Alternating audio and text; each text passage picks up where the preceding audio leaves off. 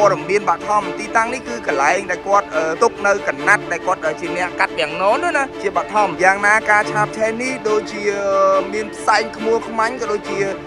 មានអណ្ដាតភ្លើងនៅខាងក្នុងតែជាសំណាងដ៏ល្អនោះគឺសមត្ថកិច្ចបាទបង្ការនឹងពន្លត់អគ្គិភ័យគឺបានធ្វើការអន្តរាគមន៍បងប្អូនបាទគឺធ្វើការអន្តរាគមន៍ដោយ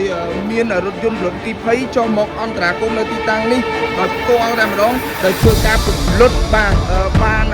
ព្រាមបន្ទាប់ពីមានហេតុការណ៍កើតឡើងនៅអគ្គិភ័យលោកពូកាត់ដេកន្លែងកាត់ដេកវាំងននកាត់ដេកវាំងននបាទលក់ក្នុងកាត់ដេកអូ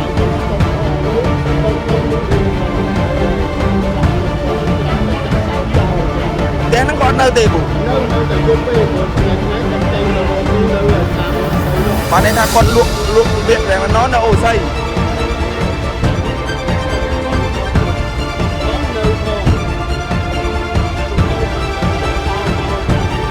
បាទពូបាទឥឡូវគ្រប់គ្រងបានហើយនៅពូនោះយើងដឹងថាឆេះបដាលមកពីមូលហេតុអីទេពូយើងដឹងមូលហេតុឆេះមកពីមូលហេតុអីដែរលោកពូ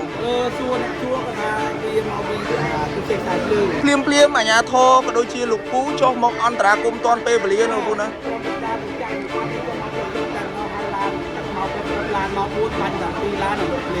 ជាបឋមតើការឆាបឆេះនេះបណ្ដាលមកពីមូលហេតុហើយក៏ដូចជាខូចខាតយ៉ាងម៉េចខ្លះលោកពូអាចជួយបញ្ជាក់តិចបានទេ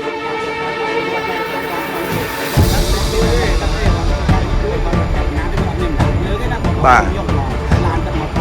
ទីតាំងផ្ទះនេះគាត់ជាកន្លែងទុកអីដែរលោកពូជួយបញ្ជាក់តិចយ៉ាងននគាត់បាទអរគុណលោកពូ